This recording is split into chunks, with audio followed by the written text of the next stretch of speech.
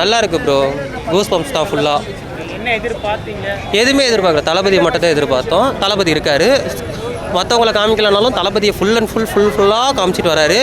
நிறைய தளபதியை கூப்பிட்டு வந்திருக்காங்க, விண்டேஜ் தளபதி வரைக்கும் கூப்பிட்டு வந்த மாதிரி தான் இருந்தது. நல்லா இருந்தது, மியூசிக் நல்லா இருந்தது. சொல்லப்போனால் மியூசிக் வந்து குறை சொல்லிட்டு இருந்தாங்க, மியூசிக் நல்லா இருக்குது. நீங்கள் மியூசிக்கே நல்லா இல்லைன்னு சொல்கிற அளவுக்கு எதுவுமே கிடையாது, ஃபுல்ஃபில்லாக இருந்தது. விஜயகாந்த் சாரோட வாய்ஸ் கொடுத்துருந்தாலும் நல்லாயிருக்கும், நான் எக்ஸ்பெக்ட் பண்ணிட்டு தான் இருந்தேன்.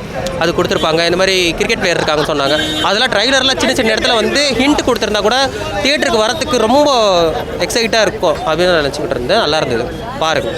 லுக்குலாம் பார்த்தீங்கன்னா சாங் வரும்போது அந்த அளவுக்கு இல்லை, ஃபேஸ் கட்டில் ஒரு மாதிரி இல்லை ப்ரோ, தளபதி ப்ரோ அது போதும் எங்களுக்கு. அது விஜய் டைட்டில் கார்டு, தளபதி டைட்டில் கார்டு வந்தாலே போதும்.